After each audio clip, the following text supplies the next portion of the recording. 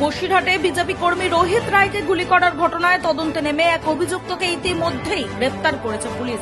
ধৃতের নাম জাহিনুর গাজী। পুলিশ সূত্রে জানা গিয়েছে, গতকাল রাতে বসিরহাট থানার গোডাউনপাড়া এলাকায় রোহিত রায় নামে এক বিজেপি কর্মীকে লক্ষ্য করে গুলি চালানো হয়। গুরুতর জখম অবস্থায় তাকে প্রথমে বসিরহাট জেলা হাসপাতালে নিয়ে যাওয়া হয়।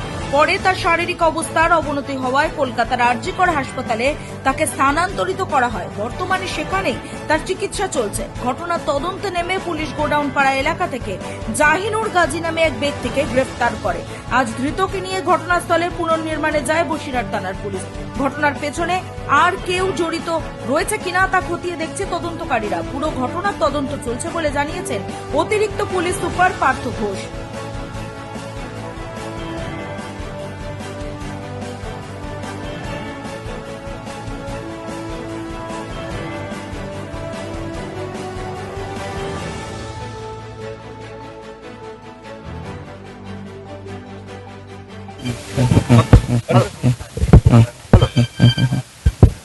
স্যার, কালকে যে বিজেপি কর্মী গুলি করা হয়েছিল সেই ঘটনা কি হলো? আপনার তো পুনর্নির্মাণে কালকে আসলে ওই 10টা নাগাদ আমাদের কাছে ইনফরমেশন আসে যে মানে ময়লাখোলা স্টেশন সংলগ্ন গোডাউন পাড়া যেখানে আছে সেখানে রোহিত রয় এলিয়াস চিন্টু বলে একজন স্টেশনের আশেপাশে যে গ্রামটা আছে সেখানে বসেও কিছু বন্ধু বান্ধবের সঙ্গে বসেছিল। সেই সময় অতর্কিতভাবে কিছু দুষ্কৃতী এসে গুলি চালায়।